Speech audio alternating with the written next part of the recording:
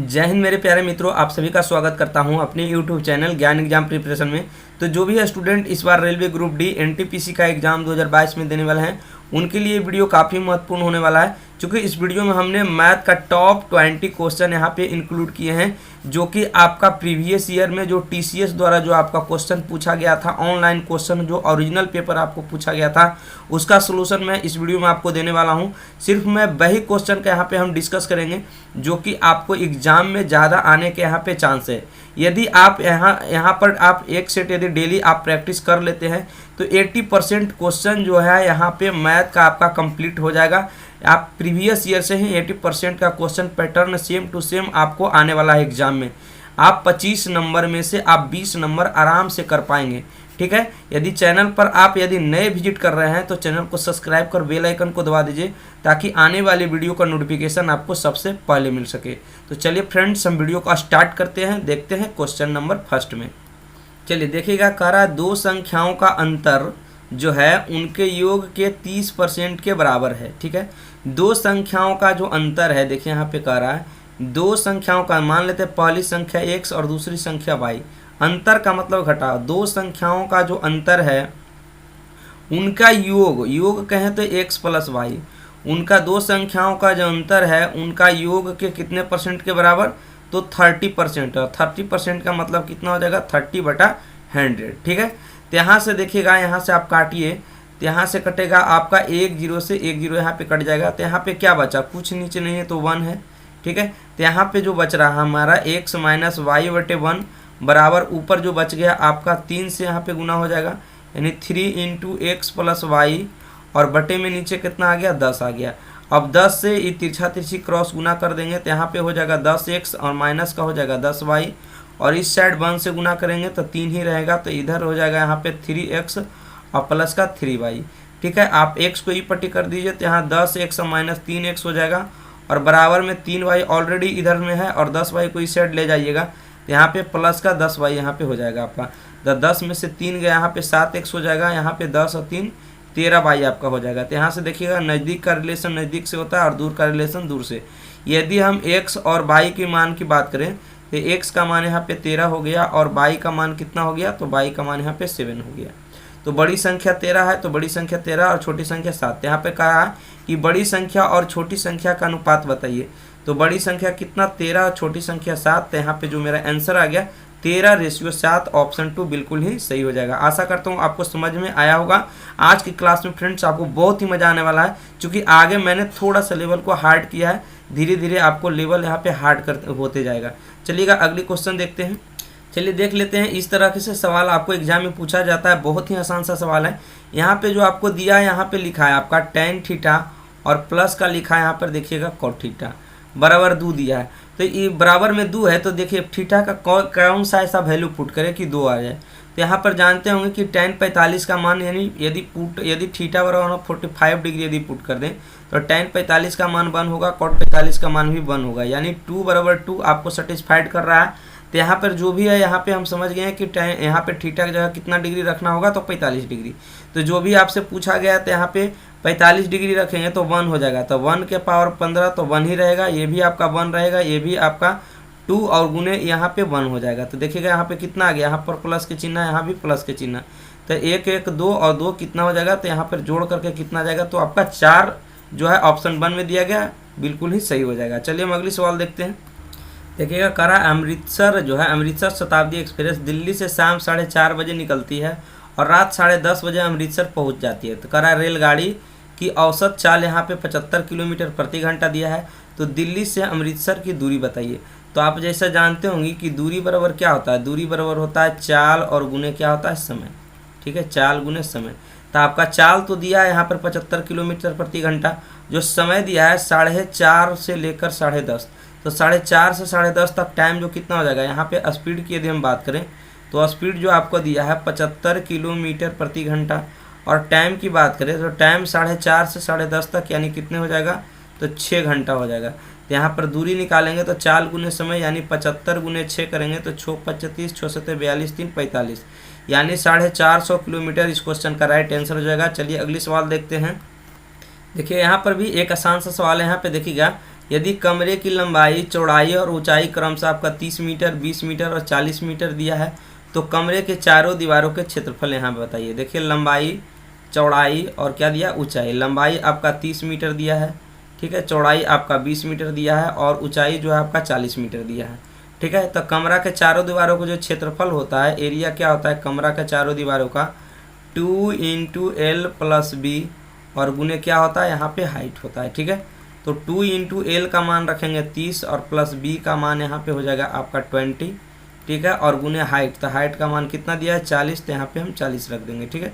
तो देखिएगा यहाँ पे जो हो जाएगा 2 × 30 और 20 कितना हो जाएगा 50 और गुने कितना हो जाएगा यहाँ पे 40, ठीक है। इसे आप गुना कीजिएगा तो 5 × 10 = 40, यानी यहाँ पे जो हो जाएगा आपका 4000 मीटर स्क्वायर है। तो यहाँ पे ऑप्शन नंबर 4 बिल्कुल ही करेक्ट हो जाएगा। चलिए हम अगली सवाल देखते हैं। चलिए देखिएगा यहाँ पे जो दिया है, कह रहा है 6 सेंटीमीटर लंबाई, 4 सेंटीमीटर चौड़ाई और 4 सेंटीमीटर ऊंचाई वाला एक घन को पिघलाकर 2 सेंटीमीटर भुजा वाला कितने घन बनाए जा सकते हैं। जब भी ऐसा क्वेश्चन रहे तो आप जो भी बनाया जाए, यहाँ पे दोनों का आयतन से आप क्या कीजिएगा, भागा दीजिएगा, ठीक है। तो यहाँ पे घनाभ को पिघलाया गया है, यानी हमको जो हो जाएगा घनाभ का आयतन है ना, घनाभ का वॉल्यूम और बटा क्या बनाया गया है, घन बनाया गया है, तो बटा हो जाएगा घन का आयतन, ठीक है, घन का वॉल्यूम। तो घनाभ का आयतन क्या होता है, लंबाई गुने चौड़ाई और गुने क्या होता है ऊंचाई, और बटे में घन का आयतन यहाँ पे क्या होता है आपको भुजा का क्यूब होता है, यानी ए क्यू ले सकते हैं। तो यहाँ पर देखिएगा लंबाई चौड़ाई यहाँ पे दिया गया है 6, 4 और 4, ठीक है, और यहाँ पे कितना हो जाएगा आपका 2 हो जाएगा, तो 2 × 2 × 2 कितने बार, तो 3 बार।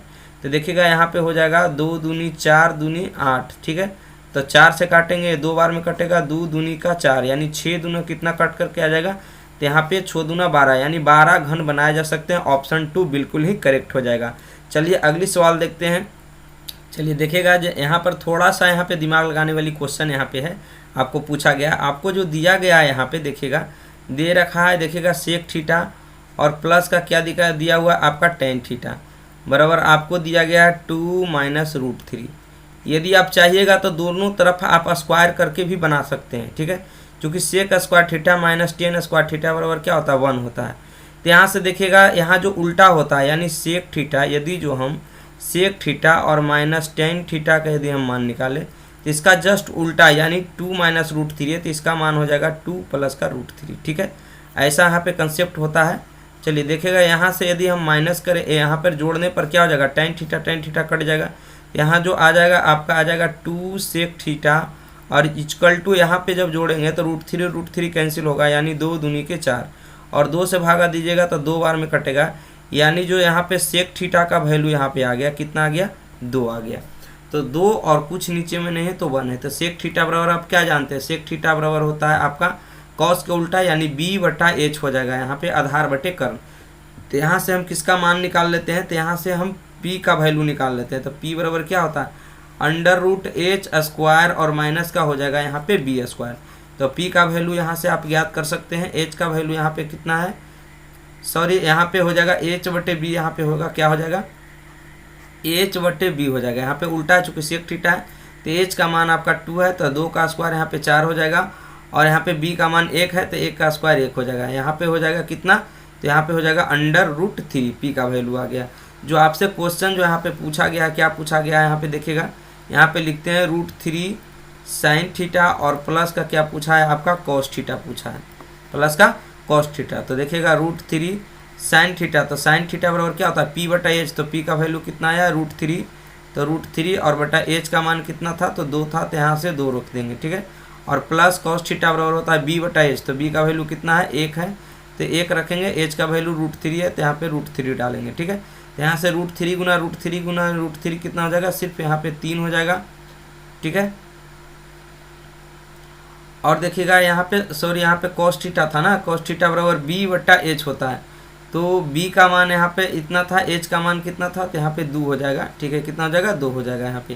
तो देखिएगा ये 3/2 हो गया और प्लस का हो जाएगा आपका 1/2। जब दोनों को हम ऐड करेंगे LCM 2 3 + 1, ठीक है, 3 और 1 कितना हो जाएगा 4/2 और 4/2 का मतलब कितना हो जाएगा 2। तो यहाँ पर 2 है जो बिल्कुल ही करेक्ट हो जाएगा। आशा करते हैं समझ में आया होगा। चलिए अगली सवाल देखते हैं। चलिए देखिएगा कह रहा है कि यहाँ पर n एक प्राकृतिक संख्या है। प्राकृतिक संख्या किसे कहते हैं? जो 1 से स्टार्ट होता है, गिनती की सारी संख्या को। तो यहाँ पे जो कह रहा है यहाँ पे n³ - n हमेशा किससे विभाजित होगा? तो यहाँ पे n का मान आप बारी बारी से रख सकते हैं।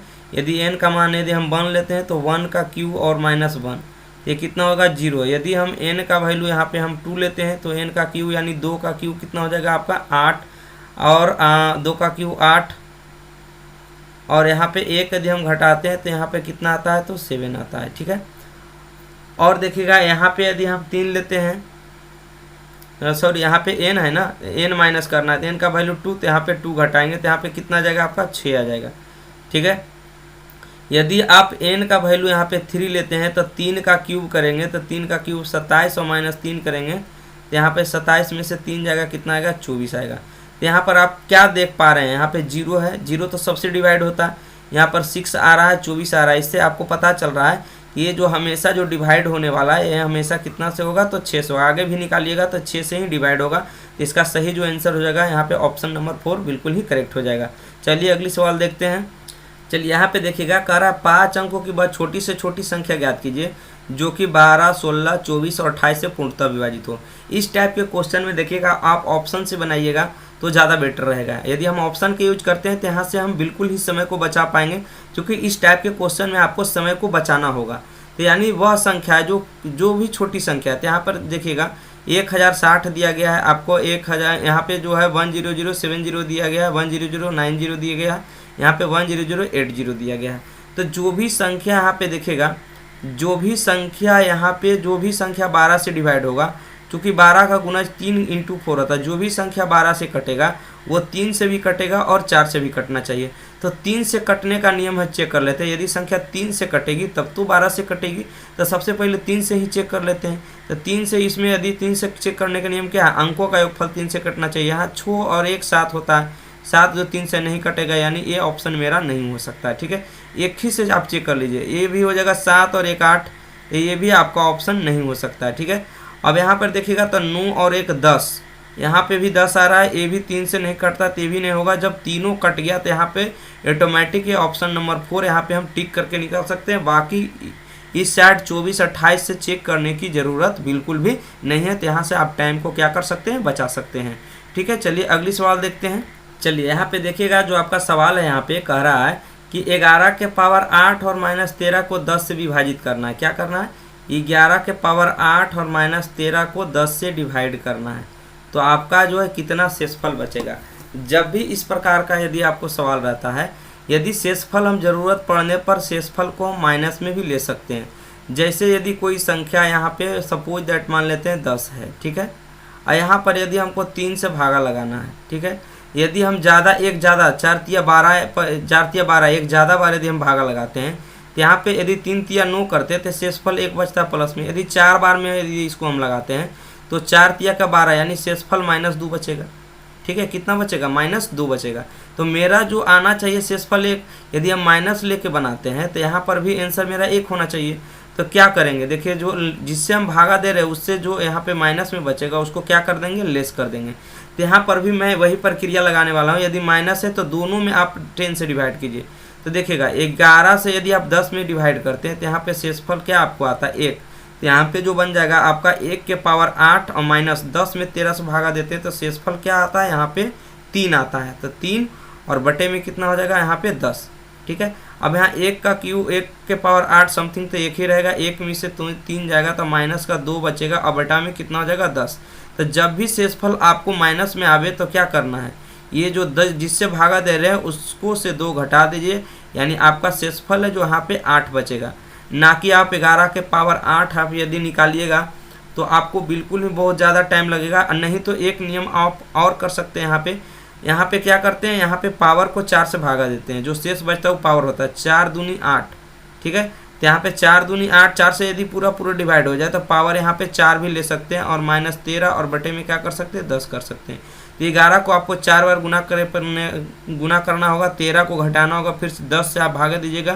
तो आंसर आपको बिल्कुल ही यही आने वाला है। यहाँ पर हम शॉर्टकट मेथड का यूज करके यहाँ पे हम बनाएंगे। चलिए देखिएगा, ऑप्शन नंबर 1 बिल्कुल ही करेक्ट हो गया यहाँ पर। चलिए अगली सवाल देखते हैं। चलिए यहाँ पे कह रहा है राम और श्याम की वर्तमान आयु का अनुपात 7:8 दिया है। कह रहा है 9 वर्षों के बाद यह अनुपात 8:9 हो जाएगा। तो राम और श्याम के वर्तमान आयु क्रमशः निकालिए। ठीक है, तो यहाँ पे जो आपको दिया है राम और श्याम, ठीक है, राम और श्याम के वर्तमान आयु को मतलब पी से प्रेजेंट लिख देते हैं। वर्तमान आयु का जो रेशियो दिया है यहाँ पे 7:8 दिया है। ठीक है, लेकिन 9 वर्षों के बाद यदि हम 9 ईयर इसमें यदि हम प्लस कर देते हैं, 9 वर्षों के बाद जो ये आपका आयु का रेशियो है 8:9 है, तो यहाँ पे हम लिखेंगे 8:9 लिखेंगे। ठीक है, अब यहाँ पे देखिएगा आयु का डिफरेंस जो हमेशा सेम होता है, आज मिलिए चाहे 10 साल बाद मिलिए, दो व्यक्ति का आयु का डिफरेंस हमेशा सेम आता है। तो यहाँ पे डिफरेंस 1 है और यहाँ पे 8 और 9 का डिफरेंस भी 1 है। चलिए अंतर समान है, सेम करने की कोई भी दरकार नहीं है। यहाँ देखिए प्रेजेंट से कितना बढ़ा है, तो 9 साल यहाँ पे एक्चुअल में यहाँ पे 9 साल बाद गया है। ठीक है, यहाँ पे देखिएगा 7 से 8 हो रहा है, 1 बढ़ा है, यहाँ पे 8 से 9 हुआ, यहाँ भी 1 बढ़ा है। तो यहाँ पे 9 का बैलेंस यहाँ पे 1 करेंगे, जो पूछा जाए उसे गुना करेंगे। तो दोनों का वर्तमान आयु पूछ रहा है, तो दोनों का वर्तमान आयु एक बार 7 से गुना करेंगे और एक बार 8 से गुना करेंगे, यानी एक बार हो जाएगा 9 7 63 और 9 8 72, यानी 63 और 72 इस क्वेश्चन का करेक्ट आंसर हो जाएगा ऑप्शन 3। चलिए अगली सवाल लेते हैं।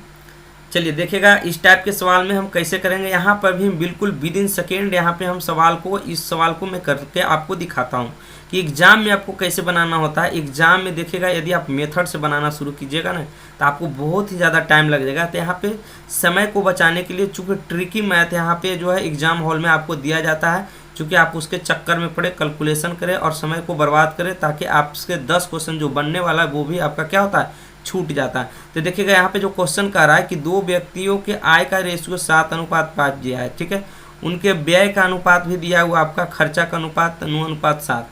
अब कह रहा है कि एक का बचत यहाँ पे 1700 रुपया है और एक की बचत यहाँ पे 1100 रुपया है। तो कह रहा है प्रत्येक व्यक्ति की संगत आय ज्ञात कीजिए। प्रत्येक व्यक्ति की क्या कीजिए, आय ज्ञात कीजिए। तो यहाँ पर देखिए आय और व्यय जो आपको दिया है, तो यहाँ पे आपको एक्स वाई मानना पड़ेगा। जैसे मान लेते दो व्यक्ति ए और बी है, हम थोड़ा सा लिख रहे हैं लेकिन आपका आंसर यूं ही आपका होने वाला है। ठीक है, आपको हम करके थोड़ा सा दिखा देते हैं, यदि मेथड से आप चलिएगा तो किस आधार पे आप बनाइएगा। तो आय का जो रेशियो दिया है 7 और 5 दिया है, तो इसे आप x मानिएगा, आय को x मानिएगा, यहाँ पे आय दिया है। ठीक है, और यहाँ पे जो आपको खर्चा दिया गया है, तो खर्चा के रेशियो यहाँ पे 9:7 दिया गया है, जो कि खर्चा के रेशियो को आपको बाई मानना पड़ेगा। ठीक है, और दोनों का बचत निकालिएगा, तो बचत का मतलब क्या होता है, आय में से खर्चा को घटाना पड़ेगा। तो जो बचत का रेशियो यहाँ पे हो जाएगा, तो यानी 7x - 9y बराबर 1 का दिया है 1700, तो बराबर में 1700 लिखेगा। और इसका जो दिया है 5x - 7y, ठीक है, तो 5x - 7y निकालेंगे, तो यहाँ पे जो बचत दिया 1100 रुपया है सेकेंड का, तो यहाँ पर 1100। तो यहाँ से आप देखिएगा प्रतिस्थापन विलोपन लगाइएगा, तो यहाँ से x और y का मान क्या कीजिएगा, आप निकाल पाइएगा। तो यहाँ से x y का मान पुट करके यहाँ पे आंसर आप निकाल सकते हैं, लेकिन आपको ये सारे चीज़ें कुछ भी नहीं करनी है, फिर भी आप आंसर तक पहुँच सकते हैं। देखिए कैसे, यहाँ पर देखिएगा आय का रेशियो कितना आना चाहिए, 7:5। चूँकि लास्ट में पूछा है क्या, तो आय का रेशियो, आय पूछा गया है। यदि हम इसे काटे, यदि रेशियो में यदि हम कन्वर्ट करें, तो ये आना चाहिए 7:5 आना चाहिए। कितना आना चाहिए, 7:5। यहाँ पे यदि काटिएगा 2 0 से 2 0, 5 से काटिएगा तो 11 बार में, 5 से काटिएगा तो ये 9 बार में कटेगा। ठीक है, तो यहाँ से 11 9 आ गया, जो कि मेरा आंसर सही नहीं, चूँकि 7:5 आना चाहिए आय का रेशियो। और इसे देखिएगा 2 0 से 2 0 यहाँ पे लेस कीजिएगा, 5 से काटिएगा, 5 7 35 और 5 5 25। देखिए 7:5 आ रहा है कि नहीं आ रहा है, इसका मतलब इसे आँख मूंद करके यहाँ पे टिक करके आप चल सकते हैं। बाकी कोई भी ऑप्शन यदि आप हल करते हैं, तो यहाँ से आपको किसी भी ऑप्शन में 7:5 आने वाला नहीं है। तो ये विद इन सेकेंड आप यहाँ पे करके निकल सकते थे, देखते के साथ आंसर यहाँ पे रैंक करके आप निकल सकते थे। चलिए अगली सवाल हम देखते हैं। चलिए देखिएगा यहाँ पे जो सवाल है, या तो 10 पैसे या तो 5 पैसे के मूल्य जो है आपके 100 सिक्के के जो मिलाकर होता है 7 रुपया 25 पैसे राशि बन जाता है। कर प्रत्येक प्रकार के सिक्कों की संख्या क्रमशः क्या होगी। तो सबसे पहले तो आप यहाँ पे दिया हुआ है 100 सिक्का होना चाहिए, तो सभी ऑप्शन में आपको 100 सिक्के यहाँ भी पुर रहे हैं, यहाँ भी पुर रहे हैं, यहाँ भी पुर रहे हैं, यहाँ भी पुर रहे हैं। तो यहाँ से हम बिल्कुल भी टिक नहीं कर सकते आंसर को। तो देखिएगा यहाँ पर किस तरह से, यदि देखिए सिक्कों की संख्या है, यानी पहले 10 पैसा है फिर 5 पैसा है, यानी यहाँ पे 10 पैसा वाला जो सिक्का की संख्या दिया है, 10 पैसे के सिक्के की संख्या यहाँ पे 25 है, ऑप्शन एक को हम चेक कर रहे हैं, ठीक है। और यहाँ पे जो दिया गया है यहाँ पे 5 पैसे वाले, यहाँ पे 75 सिक्के दिया गया है। यदि हम इसे मूल में कन्वर्ट करें, ठीक है, तो यहाँ पे टोटल कितने हैं, तो यहाँ पे 5 पैसे वाले जो सिक्के हैं 25 गो है 10 पैसा वाला, तो 10 से गुना करेंगे तो यहाँ 250 होगा, यानी 2.5 रुपया आएगा। यहाँ पे यदि हम 5 से गुना करेंगे तो हो जाएगा 5 पचे 25 और 7 पचे 35 और 2 37, ठीक है। और यहाँ पे जो है यहाँ पे 2 अंक के बाद दशमलव देंगे, ठीक है। तो यहाँ पे जब अब ऐड कीजिएगा, ठीक है, तो यहाँ पे जो ऐड कीजिएगा तो यहाँ पे 6 रुपया आपका जो आ जाएगा 5 और यहाँ पे 7 5 12 के 2 और 3 2 के 1 5 1 6, यानी 6 रुपया 25 पैसा। लेकिन मेरा योगफल कितना आना चाहिए, 7 रुपया 25 पैसा, तो ये मेरा आंसर बिल्कुल भी नहीं है। यदि आप इसे करते हैं तो आप यहाँ पे देखिएगा 10 पैसा के यदि 45 सिक्के लेते हैं तो यहाँ पे 450 पैसे होते हैं, यानी 4.5 रुपया होता है। प्लस यदि आप 55 सिक्के के यहाँ पे 5 पैसे के हिसाब से लीजिएगा तो 55 गुने कितना करेंगे, यहाँ पे 5 करेंगे, ठीक है। तो ये आपका 4.5 रुपया है। और प्लस 5 पचे 25 के 5 5 पचे 25 से 2 27, ठीक है। यहाँ पे जोड़िएगा तो यहाँ पे आप ऐड कीजिएगा तो यहाँ पे 7 रुपया 25 पैसा आपका बिल्कुल ही आ जाएगा। इसका मतलब जो सिक्का की संख्या था 45 और 55, यहाँ पर बिल्कुल करेक्ट हो जाएगा। तो इस टाइप के क्वेश्चन को आप ऑप्शन से करिए तो बहुत ही ज़्यादा बेटर रहेगा। चलिए अगली सवाल देखते हैं। चलिए यहाँ पे जो सवाल है आपको x plus Y plus z बराबर 5 दिया है, x y plus y z plus z x बराबर 8 दिया है, तो x cube y cube z cube minus 3x y z का यहाँ पे मान पूछा है। जो आपको मान निकालना है यहाँ पे देखिएगा x cube plus y cube plus z cube और माइनस 3x वाई, इतना बराबर क्या जानते हैं आप फार्मूला, तो हम जानते हैं होता है X plus Y plus Z, ठीक है। X plus Y plus Z into, है ना, इंटू होता है आपका A square X square plus Y square plus Z square और माइनस होता है ए बी प्लस का बी सी, सॉरी यहाँ पे स्क्वायर जा रहा है, यहाँ पे देखिएगा, यहाँ पे देखिएगा थोड़ा सा यहाँ पे हम इसका फार्मूला को बराबर में हम लिखते हैं, ठीक है। यहाँ पे देखिएगा यहाँ पे थोड़ा सा जगह यहाँ पे कम पड़ रहा है, तो देखिएगा इतना बराबर जो फार्मूला होता है आपका x plus Y plus z होगा, ठीक है। और यहाँ पे इंटू में क्या हो जाएगा, यहाँ पे हो जाएगा एक्स स्क्वायर प्लस का यहाँ पे हो जाएगा वाई स्क्वायर प्लस का हो जाएगा यहाँ पे जेड स्क्वायर और माइनस का यहाँ पे इंटू में होता है आपका ए बी, यानी एक्स वाई होगा यहाँ पर, यहाँ होगा एक्स वाई प्लस यहाँ पे होगा आपका वाई जेड और प्लस में होगा यहाँ पे जेड एक्स, ठीक है। प्लस होगा जेड एक्स, यहाँ पे ब्रैकेट को बंद करेंगे, यानी हमको जो मान चाहिए x plus Y plus z का चाहिए और x square plus Y square plus Z square का चाहिए। तो यहाँ पे 2 का मान तो दिया हुआ है, ये दिया हुआ है, ये दिया हुआ है, यानी हमको x square y square z square का मान हर हाल में चाहिए। तो इसे देखिएगा यहाँ पे हम निकाल पाएंगे किस तरह से, तो आपको एक चीज़ दिया गया है यहाँ पे देखिएगा x plus Y plus z और बराबर आपको 5 दिया गया, तो दोनों तरफ आप क्या कर दीजिए, यहाँ पे स्क्वायर लगा दीजिए। तो यहाँ पे a square plus a plus b plus c के होल स्क्वायर क्या होता है, x square plus Y square plus Z square, ठीक है। प्लस का 2 इंटू, है ना, एक्स वाई प्लस हो जाएगा आपका वाई जेड और प्लस का हो जाएगा आपका जेड एक्स और बराबर आप 5 पचे 25 यहाँ पे हो जाएगा, क्या हो जाएगा 25। तो यहाँ पे देखिए हम मान निकालते हैं, यहाँ पे x square plus Y square plus का जेड स्क्वायर प्लस 2 इंटू, तो x plus Y plus z x का मान यहाँ पे कितना दिया हो 8, तो 8 दूना का यहाँ पे कितना हो जाएगा 16 और बराबर हो जाएगा यहाँ पे 25। तो यहाँ से मान निकालेंगे x square plus Y square plus Z square बराबर 25 में से 16 घटाएंगे तो यहाँ पे 9 बचेगा, ठीक है। तो यहाँ पे हमको मान पता हो गया x square plus Y square plus Z square बराबर क्या आएगा 9 आएगा। अब सारा मान को यहाँ पे पुट कर दीजिए, यहाँ का आंसर बिल्कुल ही आ जाएगा।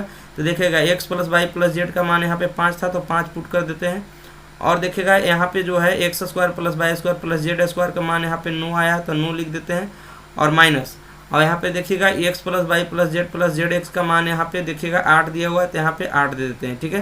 तो यहाँ पे जो आ जाएगा 5 गुने 9 में से 8 घटेगा 1, यानी 5 कम 5, इस क्वेश्चन का आंसर जो आएगा यहाँ पे 5 आ जाएगा, ठीक है। आप फार्मूला को याद रखिएगा। चलिए हम अगली सवाल देखते हैं। चलिए देखिएगा यहाँ पर एक प्यारा सा सवाल यहाँ पे है, कह रहा है कि समबाहुभुज के शीर्ष पर बने अंतःकोण और बहिष्कोण का अंतर आपको 160 डिग्री दिया गया है। तो बहुभुज की भुजाओं की संख्या आप ज्ञात कीजिए, ठीक है। तो यहाँ पे अंतःकोण और बहिष्कोण, तो आप जो अंतःकोण आप मान लीजिए, माना कि अंतःकोण x और बहिष्कोण का मान यहाँ पे आप मान लीजिए, बहिष्कोण का मान यहाँ पे आप y मान लीजिए, ठीक है। तो दोनों का जो डिफरेंस दिया है यानी x माइनस वाई बराबर 160। और हमेशा अंतःकोण और बाह्य कोण, यदि कोई भी बहुभुज है, जैसे कि मान लेते हैं कोई त्रिभुज है, इसका हम बहिष्कोण निकालते हैं, तो अंतःकोण और बाह्य कोण का योग हमेशा कितना होता है आपका 180 डिग्री होता है, ठीक है।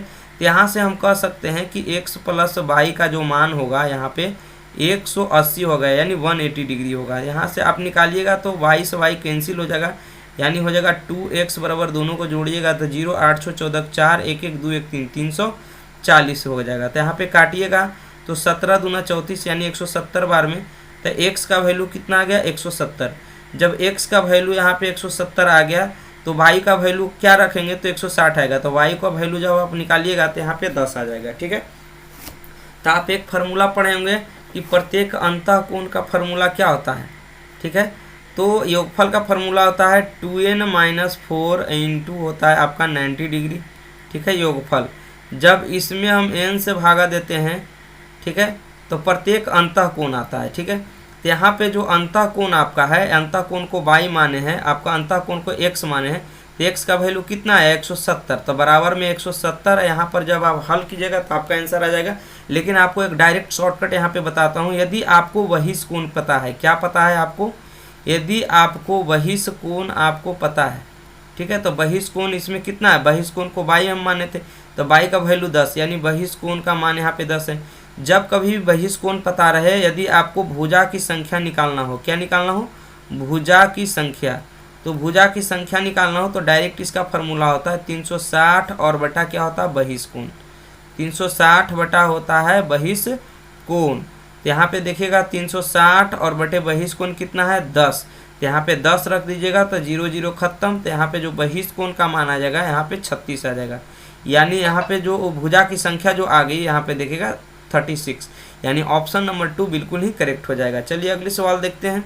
देखिए यहाँ पे जो है भागा दीजिएगा आप 16 से 15 में, ठीक है, तो 16 से 15 में भागा दीजिएगा तो शेषफल क्या आएगा आपका -1 बचेगा, और -1 के पावर आप यदि 300 करते हैं तो यहाँ पे -1 के पावर यदि सम संख्या तो आंसर क्या आएगा +1 आ जाएगा, यानी ऑप्शन 2 बिल्कुल ही करेक्ट हो जाएगा। चलिए अगली सवाल देखते हैं। चलिए देखिएगा यहाँ जो सवाल है कह रहा है ऐसी 4 क्रमागत संख्या ज्ञात कीजिए जिसकी पहली संख्या के दुगुने, दूसरी संख्या के 3 गुने और तीसरी संख्या के 4 गुने और चौथी संख्या के 5 गुने का योग जब करें तो यहाँ पर कितना आना चाहिए 236 आना चाहिए, ठीक है। तो यहाँ पर जो भी संख्या आपको आप चाहिएगा तो ऑप्शन से बना सकते हैं, नहीं तो आपको मान का बनाना पड़ेगा। माना कि लगातार संख्या, पहली संख्या x लीजिएगा, दूसरी संख्या x + 1 लीजिएगा, चूँकि लगातार है x + 2 हो जाएगा, x + 3 हो जाएगा, ठीक है, x + 3, तो 4 संख्या हो गया यहाँ पे 1 2 3 4, ठीक है। अब कह रहा पहली का दुगना यानी x गुने 2 कीजिएगा, फिर प्लस कीजिएगा, दूसरी का कितना गुना x + 1 कीजिएगा, दूसरी का कितना गुना तो 2 गुना, तो यहाँ पे इस तरह से करते जाइएगा। यहाँ पे तो आपको कुछ ज़्यादा टाइम लगेगा, बराबर में आप कितना लिखेगा 236 यहाँ पे, जो कि आप यदि करते हैं तो आपको एग्जाम में टाइम ज़्यादा लग जाएगा, इसीलिए आप ऑप्शन से चले तो ज़्यादा बेटर है। तो यहाँ पे ऑप्शन से यदि हम चूज करते हैं, कोई भी छोटा ऑप्शन सबसे पहले आप चूज कीजिएगा, ठीक है। तो 15 से जो शुरू हुआ है इसका कितना करा, पहली संख्या का दुगुना, तो पहली संख्या का दुगुना करेंगे तो यहाँ पे 30 हो जाएगा। दूसरी संख्या का कितना गुना कह रहा है, तो दूसरी संख्या का 3 गुना कह रहा है, यानी 16, तो यह कितना हो जाएगा 48, और तीसरी संख्या का कितना कह रहा है, तीसरी संख्या का 4 गुना कह रहा है, यानी 17 चौक कितना हो जाएगा 68, और चौथी संख्या का 5 गुना कह रहा है, यानी 18 5 90। यदि सभी को हम यदि ऐड कर दें तो कितना आना चाहिए, तो 236 होना चाहिए। यदि 236 होता है तो सही हो जाएगा, 8 8 16 के 6 आ रहा है, यानी इस ऑप्शन से आपको 236 बिल्कुल ही आ जाएगा। तो आगे आपको चेक करने की कोई भी ज़रूरत नहीं है, तो यहाँ से आप ऑप्शन को टिक करके यहाँ पे निकल सकते हैं। चलिए अगले सवाल देखते हैं। चलिए यहाँ जो सवाल है यहाँ पे कह रहा है कि उस घनाभ का आयतन आप बताइए जिसकी लंबाई चौड़ाई की दुगनी अधिक है और चौड़ाई 12 सेंटीमीटर है, जो उसकी ऊंचाई से दुगनी है, जो किसके लिए प्रयुक्त होता है, तो जो बाद वाले वर्ड के लिए प्रयोग होता है, ठीक है। तो देखिएगा यहाँ पे कह रहा, यहाँ पे लंबाई दे रहा है और चौड़ाई दे रहा है, और क्या यहाँ पे जिक्र है आपका ऊंचाई का जिक्र है, ठीक है। तो यहाँ पे दिया है कि और चौड़ाई 12 सेंटीमीटर है, जो चौड़ाई यहाँ पे दिया गया आपको 12 दिया गया है। इसके बारे में क्या कहा गया है कि लंबाई है जो उसकी चौड़ाई की दुगनी है, लंबाई है जो चौड़ाई की दुगनी है और चौड़ाई 12 सेंटीमीटर है जो इसकी ऊंचाई से दुगनी है, यानी चौड़ाई है जो ऊंचाई से दुगने है, यानी ऊंचाई को 6 लें तब तो यहाँ पे इसका 2 गुना 12 होगा।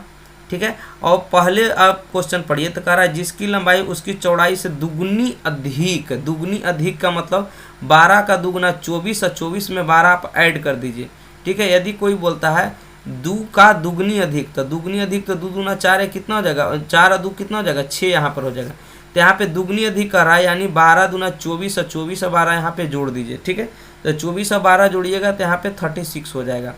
तो आपका निकल गया लंबाई, चौड़ाई और ऊंचाई भी। अब आपका घनाभ का आयतन निकालना है, तो घनाभ का जो वॉल्यूम होता है क्या होता है, लंबाई गुने चौड़ाई गुने क्या होता है, ऊंचाई। इसका वॉल्यूम निकालिएगा तो आप निकालिएगा 36 गुने 12 और गुने यहाँ पे 6 कीजिएगा, तो आपको यहाँ पर 2592 आपको बिल्कुल ही गुना करके यहाँ पे आ जाएगा। इसका जो आंसर हो जाएगा यहाँ पे ऑप्शन नंबर 2 बिल्कुल ही करेक्ट हो जाएगा। चलिए अगली सवाल हम देखते हैं। चलिए यहाँ पे देखिएगा इस टाइप के क्वेश्चन को हम किस आधार पे बनाएंगे। ठीक है, तो यहाँ पे देखिएगा या तो आप किस संख्या से विभाज्य है ये आप कैसे पता कर सकते हैं। ठीक है, तो देखिएगा यहाँ पे जो क्वेश्चन आपको दिया है 53 के पावर कितना दिया गया, 15 और माइनस में 1। ठीक है, तो आप ऑप्शन से भी आप लेकर के बना सकते हैं। आपको ऐसा ऑप्शन चुनना है जो कि भागा देने पर यदि शेषफल क्या है, पूर्णतः विभाज्य हो, यानी शेषफल क्या आना चाहिए, आपको 0 आना चाहिए। यदि हम 13 लेते हैं तो 13 से भागा लगाएगा तो 13 चौके 52। ठीक है, यहाँ पे जो शेष बचेगा 1, तो 1 के पावर 15 हो जाएगा और माइनस 1 बराबर 0। तो यहाँ पे देखिएगा 1 के पावर समथिंग, तो यहाँ पर 1 होगा, 1 माइनस 1 बराबर 0, यानी देखिएगा 0 बराबर 0। यहाँ पे 13 से भागा देने पर यहाँ पे सेटिस्फाइड कर रहा है, इसका मतलब 13 है, जो बिल्कुल ही करेक्ट हो जाएगा। इस टाइप के क्वेश्चन में ज़्यादा समय लेने की जरूरत नहीं, देखिए और आंसर को टिक कीजिए। ठीक है, चलिए हम अगली सवाल देखते हैं। यहाँ पे देखिएगा एक प्यारा सा सवाल यहाँ पे दिया गया, ध्यान से समझने की जरूरत है। इस टाइप के क्वेश्चन अक्सर लड़के एग्जाम हॉल में छोड़ करके चले आते हैं, इससे डरना नहीं है, बिल्कुल ही आसान तरीका से यहाँ पे मैं आपको करने वाला हूँ। तो देखिएगा कह रहा है सचिन और अनिल चंडीगढ़ से 50 किलोमीटर की दूरी पर स्थित कालका की ओर एक ही समय में चलना शुरू करते हैं। ठीक है, एक सचिन है और एक अनिल है जो चंडीगढ़ से 50 किलोमीटर दूरी पर एक जगह है जिसका नाम कालका है। ठीक है, एक ही समय में चलते हैं और कह रहा है सचिन की चाल जो है अनिल से 6 किलोमीटर प्रति घंटा यहाँ पे कम है। कह रहा है अनिल कालका पहुँचता और तुरंत चंडीगढ़ के लिए वापस चलना शुरू करता है। तो कहता है मार्ग में कालिका से 20 किलोमीटर की दूरी पर वह सचिन से मिलता है, तो सचिन की चाल ज्ञात कीजिए। ठीक है, सबसे नंबर पहली बात तो यहाँ पे हम बना देते हैं, आपको देखिएगा डायग्राम। यहाँ से यहाँ तक की दूरी हम सपोज दैट मान लेते हैं, यहाँ से यहाँ तक दूरी आपका दिया गया आपका 50 किलोमीटर। ठीक है, यहाँ से यहाँ तक की दूरी 50 किलोमीटर। यहाँ पे थोड़ा सा यहाँ पे हम फ्रेश फिगर थोड़ा सा बनाते हैं ताकि आपको ज़्यादा ही अच्छा से समझ में आ पाए। ठीक है, देखिएगा, चलिए देखिए इस तरह से हम बना लेते हैं। ठीक है, तो यहाँ से यहाँ तक की जो दूरी है, यहाँ से यहाँ तक की जो दूरी है यहाँ पे 50 किलोमीटर है। ठीक है, यहाँ से यहाँ तक दूरी कितना 50। यहाँ पे आपका चंडीगढ़ है। ठीक है, ये आपका चंडीगढ़ है, चंडीगढ़, और ये आपका कालका है। ठीक है, ये आपका कालिका हो गया। ठीक है, दोनों एक ही समय में सचिन भी और यहाँ पे अनिल भी चलना शुरू करता है। यहाँ पे जो पॉइंट यहाँ पे कहा है कि सचिन की चाल अनिल से 6 किलोमीटर कम रहेगी, यानी जो सचिन की चाल है अनिल से 6 किलोमीटर कम, यानी अनिल को यदि x है तो इसका 6 किलोमीटर कम यानी x माइनस 6 रहेगा, यानी अनिल की चाल से सचिन की चाल यहाँ पे 6 किलोमीटर कम है। या तो बोले कि अनिल और सचिन की चाल यहाँ पर जो डिफरेंस यहाँ पर अनिल और सचिन के बीच में यहाँ पर डिफरेंस कितना का है, तो 6 का है। ठीक है, यहाँ तक हम x से इसको बिल्कुल ही नहीं करने वाले हैं, आपको रेशियो मेथड से बताने वाले हैं। आपको थोड़ा सा x करके यहाँ पे दिखा दिया कि इस तरह से देखिएगा 6 यहाँ पे कम है, यानी दोनों के चाल में डिफरेंस कितना का है, तो 6 का है। चलिए यहाँ तक आपको कोई भी दिक्कत नहीं आनी चाहिए। चलिए आगे देखते हैं। हम कह रहा है कि एक ही चाल में चलता है, इसका 6 किलोमीटर दिया हुआ। कहता है अनिल कालिका पहुँचता और तुरंत अनिल जो है कालिका पहुँच गया। ठीक है, और तुरंत क्या हो जाता है, वापस हो जाता है, और 20 किलोमीटर की दूरी पर। ठीक है, मान लेते हैं ये जो वापसी होता है, ठीक है, इस साइड आपको अनिल यहाँ पे है दे देते हैं। ठीक है, अनिल, और यहाँ पे जो है आपका अनिल है, अनिल वापस इस साइड से अनिल यहाँ पे क्या हो गया, वापस हो गया। ठीक है, अनिल कालका पहुँचता है, तुरंत चंडीगढ़ के लिए वापस हो जाता है। तो अभी जो ये बंदा है ये अभी यहाँ पर ही पहुँचा है, क्योंकि यहाँ पे है जो अनिल और यहाँ पे सचिन है, ठीक है। तो सचिन है जो जब तक यहाँ पर ही पहुँचा, अनिल वापस होकर के यहाँ तक आ गया, ठीक है।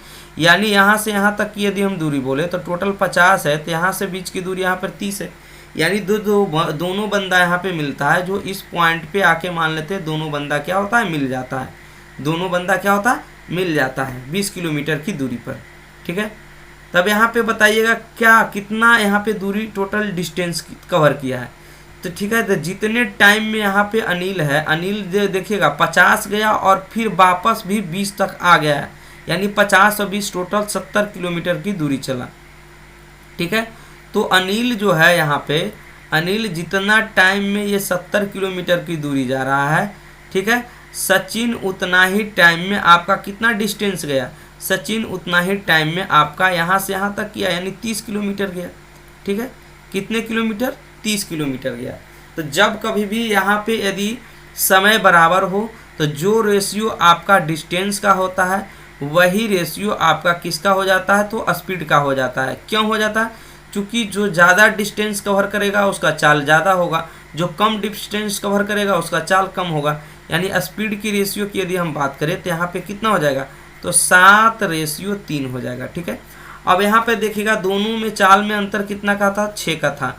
ये आपका ओरिजिनल राशि है। यहाँ पे देखिएगा दोनों में चाल का अंतर कितना है, तो 4 का है। तो 6 का बैलेंस 4 से करेंगे, जो निकालना रहेगा उससे गुना करेंगे। निकालना है सचिन की चाल, तो सचिन की चाल निकालना है तो कितना से गुना, तो 3 से गुना करेंगे, यहाँ पे सचिन की चाल आ जाएगा। तो इसे काटिएगा तो 3 दूना का 6 और 2 दूना का 4, यानी 3 तिया 9, 9/2 और 9/2 का मतलब कितना हो जाएगा, तो 4.5 किलोमीटर प्रति घंटा इस क्वेश्चन का करेक्ट आंसर है। इसे हम देखिए रेशियो मेथड से आपको हम करके यहाँ पे दिखाएं। यदि दूसरा मेथड लगाते हैं तो दूसरा मेथड से भी बनेगा, लेकिन बहुत सारा प्रोसेस करना पड़ेगा आपको, थोड़ा लंबा यहाँ पे सवाल आपको बनेगा। तो एग्जाम हॉल में जब भी बनाइए इस टाइप के सवाल रेशियो मेथड से बनाइएगा तो बहुत ही ज़्यादा बेटर रहेगा। चलिए देखते हैं, हम यहाँ पे अगली सवाल लेते हैं। देखिएगा यहाँ पे जो लिख रहा है, सचिन की जो आय है सोहन की आय से 50/7% अधिक। तो 50/7% का मतलब कितना होता है, 50/7% हटेगा, यहाँ पे 2 जीरो नीचे आ जाएगा। 50 से काटिएगा, इसको आ जाएगा यहाँ से 5 से 14 5 70, यानी 14 बार में कटेगा, यानी 1/14 हो जाएगा। कितना हो जाएगा, 1/14। तो जिसके साथ का या से लगे उसका मान नीचे वाला, यानी सोहन का आय यदि 14 है तो ठीक है, तो 1 अधिक है, सचिन की आय 1 अधिक है, यानी 1 अधिक है। यहाँ पे यदि हम सोहन लिखे, ठीक है, रेशियो मेथड से इसको हम कर देते हैं, सोहन और कौन, सचिन, ठीक है, सचिन। तो सोहन की आय कितना है, 14 है, तो सचिन की आय 1 अधिक है, यानी 14 के जगह पर कितना है, 15 है। तो आपसे जो पूछा है कि सोहन की आय सचिन की आय से लगभग कितने प्रतिशत कम है, तो सोहन की आय सचिन की आय से कितना कम है, तो यहाँ पे कितना कम है, 1 कम है। प्रतिशत में बताइए, तो 1 किससे कम है, तो सचिन से, तो नीचे रखेंगे 15। प्रतिशत के लिए कितना से गुना करेंगे, 100 से। 5 से यहाँ पर काटेंगे तो 5 तिया 15 और 20 पंजे 100, यहाँ पे जो आ जाएगा 20/3, तो 20/3 का मतलब हो जाएगा 6.67%, जो आपका ऑप्शन नंबर 3 में दिया है बिल्कुल ही करेक्ट हो जाएगा। चलिए हम अगली सवाल यहाँ पे देखते हैं क्या क्या कर रहा है। यहाँ पे इसका वर्गमूल निकालना है। तो देखिएगा सबसे पहले दिमाग लगाइए कि यहाँ पे 3 अंक के बाद 3 और 2 5 अंक ऊपर दशमलव है और 5 अंक नीचे भी दशमलव। इसका मतलब दशमलव आप हटा करके चलिए तो ऊपर आपको क्या बच रहा है, 91 × 11 और बटा में क्या बच रहा है, 91 और गुना कितना बच रहा है आपको, 1331, ठीक है। तो 91 से 91 तो खत्म हो जाएगा। ये आपका 11 का क्यूब है 1331, तो यहाँ पे 11 का स्क्वायर यानी 121 बचेगा। तो यहाँ पर बच रहा है 1/121, इसका वर्गमूल निकालना है। तो देखिएगा यहाँ पे, तो यहाँ पे जो हो जाएगा 1 का वर्गमूल यहाँ पर 1 और 121 का वर्गमूल जो यहाँ पर हो जाएगा 11 हो जाएगा। तो यहाँ जो आंसर आ गया आपका 1/11 बिल्कुल ही करेक्ट हो जाएगा। तो आप लोग को वीडियो कैसा लगा कमेंट करके ज़रूर बताएं, ताकि आगे भी हम इसी तरह का वीडियो आपके लिए ला सके। Thank you.